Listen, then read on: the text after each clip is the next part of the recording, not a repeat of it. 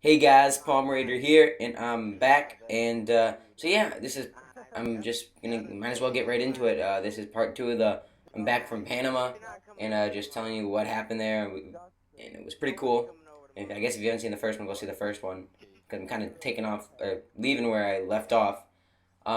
So where I was in the first half of this, I guess, is I was scuba diving in a place called Portobello on the Caribbean side, and saw a bunch of cool stuff. We got to go on the shipwreck, or got to go on the plane wreck, blah blah blah. But so let me add one more thing to this because it kind of blends into the next one. So there was this bus, and it was just this crazy ass bus. Okay, it was crazy for multiple reasons. Number one, because it was just completely like pimped out, like it had like I don't know, just like lights everywhere on it, and it was like painted random colors and like purples and oranges, and it was just crazy looking.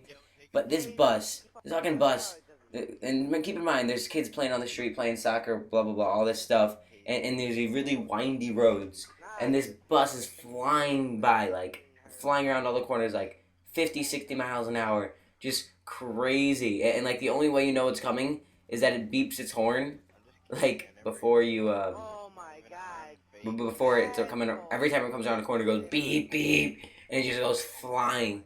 And so we asked the guy that we were staying with. He spoke English, actually. One of the only people there that spoke English, so we kind of got lucky. But we asked him, does that bus ever hit anybody? He goes, no, never. And we're like, oh, all right. So we ended up going. We just didn't think really much of it. Just like, wow, that's crazy. Those guys that's it's a crazy bus. So we go to the Pacific side, and we go to the place that we end up staying. I'll tell you a little bit more after this. But he was talking about the city, and he was talking that how bad the crime is, and but then he says, you know what, the what was it called, the oh shit, how do you say devil in Spanish? Fuck, it was the red devil in Spanish. So Diablo Rojo, or Diablo, whatever. Yeah, well, that kills more people than crime every year in in Panama. I'm like, well, no, in Cologne was the city. I'm like, we were like, what the hell's Diablo Rojo? He goes, oh, it's that fucking bus, that crazy pimped out bus that goes flying through. And I'm like, I fucking knew it. You cannot have that crazy of a bus driver and not like kill people. And so yeah, that bus kills more people than crime every year in in Cologne. And I thought that was like crazy. Like, how is that even legal? It's like if you're killing people like that extreme, like, and Cologne's a bad place. People get killed, but all the time. It's not like this nice neighborhood or whatever. And so I was like, wow, that's insane. But yeah, so we got to that place I'm talking to you about, and so it was this Pacific island. And okay, now let me back up a little bit. Before we went there, we went for like 2 nights by the Panama Canal, which was we didn't really get to see the Panama Canal that much. But the cool thing about it was there's this place where the U.S. used to like have all their houses, and they're like because when they were working on the Panama Canal, they had to like, and when U.S. owned, for those of you who didn't know, U.S. owned Panama for about 90, I think it was 99 years, and then they had to give it back to the government. But so you could see all the houses that they lived in, and everything. It was just insanely like weird because it was like one of those Fallout things, because it's like everyone used to live there and you could see it because it was like, I don't know, 1980s we gave it, or no, 1996 maybe we gave it back. I don't remember when we gave it back exactly, but yeah. So it just looked like time stopped when the Americans left, and everything, like Life After Humans. If you ever seen that show, it was exactly like that. It was like humans left, and then everything just started to like fall over, collapse, and it was insane because you like see like signs of like bowling alleys where you could, and swimming pools where everyone used to be, and now it's just a ghost town, deserted. But if you go all the way through that ghost town desertedness, there's this one hotel which was awesome. It was awesome, but there was no one there. There was like, it was like this four or 5 star resort, and you got it for like $60 a night because it was just so dead, and there was nothing there, and even there was kind of almost like when the Americans left, it kind of started to crap a little bit, but it was still a great place, and we were there for 2 nights. Then we decided to go to this place called the Pearl Islands, which is on the Pacific side, and we thought we were getting to this like, oh, it's a just a cool kind of, we might hard it out a little bit and like live wherever, like without like living like a lean to, just kind of like rough it a little bit. And so we're like, yeah, that'd be cool. That's kind of what we want. So we get there, and then we go on the tour guide, and we're like, wow, this looks nicer than we thought. There's like a landing, the whole landing thing, and it's this little tiny island, like 1 kilometer by like 4 kilometers. And yeah, it was like 6 kilometers around. So I think that's the math does that right. But it was awesome. And so we went on the tour, and the guy's like, "Oh yeah, the Kennedys stayed here. The Bush girls stayed here. Um, the Porsche, the person with all the, what's it called? The person that's in charge of Latin Porsche. So like he sells all the Porsches for Latin America, and he's like the president of that. And he has a house here, and so does this big airline guy, and there's just so many names that live there, and it was like this big hotshot place. And then we get down there and we see this whole commotion going on by the beach, and we go, "What's that?" He goes, "Oh, they're filming Survivor."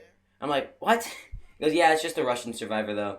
I'm like, "All right." He goes, "But we've had the real Survivor, the American Survivor, 3 times here before."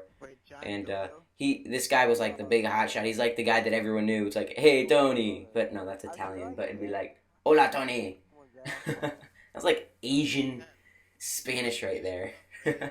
No, but he was like the hotshot, so he knew everyone, and he like met all the, like, Survivor flies him out places just because they like him, and he knows like all the cast. He met all the casts. And so he like knew everything about Survivor, and like I guess like the gossip behind it. And it was kind of cool to him telling some of the stories, like who was really an asshole, Offset, and I don't really watch Survivor that much, but the person I was with, there was a couple that we met actually, me and my dad, and they were with us for a while. We went did some cool stuff, but she was big into Survivor, and she's like, "No way! Oh my god! I thought he was cool." And it's like, because it just shows you how like different they are off set and off camera. And what I thought was funny about this guy, it was like the guy in charge of all of Survivor. He was like, "So what do you think of my show?" It's a Tony. We didn't get to see that guy, but Tony was telling us, he goes, "Yeah, I guess it's all right, but yeah, I think it's just a bunch of shit, pretty much." Right to the guy in front of all of uh, in charge of all of Survivor, and I thought that was hilarious because he was like, "Yeah, it's completely fake. It's pretty much shit." But I thought that was funny that it said it right to his face. But yeah, so this guy, this Tony guy, I don't know, because there's a lot of drug stuff going down there, like cocaine. I'm not just talking about marijuana, but cocaine, and the drug runners. And so there was this Colombian chick, and I'm pretty sure all you know, Colombian chicks, not Colombian chicks, Colombians in general, do with the cocaine. And so there's this Colombian chick, and they went to the bar, and he was like adamant about going to this bar. So we went to the bar, and he was like, "Excuse me, I'll be back." He's like, "Where are you going?" And he didn't really give us an answer. He's like, "Yeah, blah, blah, blah, blah." And he's like, "All right." He comes back, and the Colombian chick, and he's like, gives the Colombian chick something. I didn't see what you gave him. And then he like sat back down, and he's like, "I'll better." And then we're all thinking like, is Tony the supplier? And I don't know. It was kind of because I saw him give something. It looked more like money than drugs. But so maybe she was the supplier. But yeah, no. Tony was a really cool guy. Yeah, I didn't catch that off him, but I thought that was kind of cool. But yeah, all down there. You saw like the boats that were like confident. I don't know if I talked about this in my last commentary, but this was Portobello because we were right by the guard station, and there was the boats. And you saw him cut open, and you're like, "What is this?" And so the guy Ray, he's the instructor. Um, well, he was my scuba instructor. He's like, "Oh, they found like 200 kilos of cocaine in there, and like in the seats, like so they cut the seats all apart, and it was like massive amounts of cocaine." They said, and so they do that all the time. That's like what they do. They're coming from Colombia trying to get to the U.S., and the U.S. pretty much pays people in Panama. I asked the guys, I said, yeah, they're pretty much on U.S. salaries to stop the drugs from coming, and they're like positioned in positioned in Panama, and I'm guessing Mexico and Costa Rica and everything in between. So we pay guys to do that, which I never knew we did. Um, but so then we did a whole whale watch. Here, let me 1 second. Sorry, I had to cut that right there. I just slowed the video down because I'm running out of time. But so we did this whale watch, and we saw these. Well, actually, it wasn't a whale watch. We just went on a boat, and we went snorkeling, speared some fish, caught some mahi. Um, yeah, I got to spear some 2 parrotfish or whatever, and then so we saw these whales, and we were like jumping in. There was the guy that we were with. One of them, he was like a ex-U.S. Marine, like whatever. And so he jumped in and was like trying to like not get the whales, but swim with the whales, and it was sick because we were gonna jump in, but they were too far away by the time. But he almost like touched him, and he was like on top of him. That was sick. But um, so I think that's all I really had to say about Panama. I mean, I could sit here and talk about it for hours, but not hours, but a long time. And but I guess I'm running out of time here now. So what else? Oh, wait, guys, my next video will be that. Oh, almost gave it away. That video that I've been promising you guys forever since my 100th video. It came while I was in Panama, so I have all the stuff, but I wanted to get these videos out of the way first.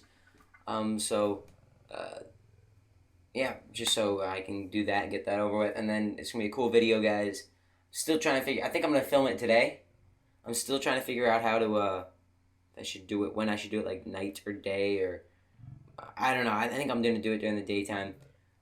So it's just like better because it doesn't nothing looks good in the night, whatever. But so yeah, they got guys. That's it.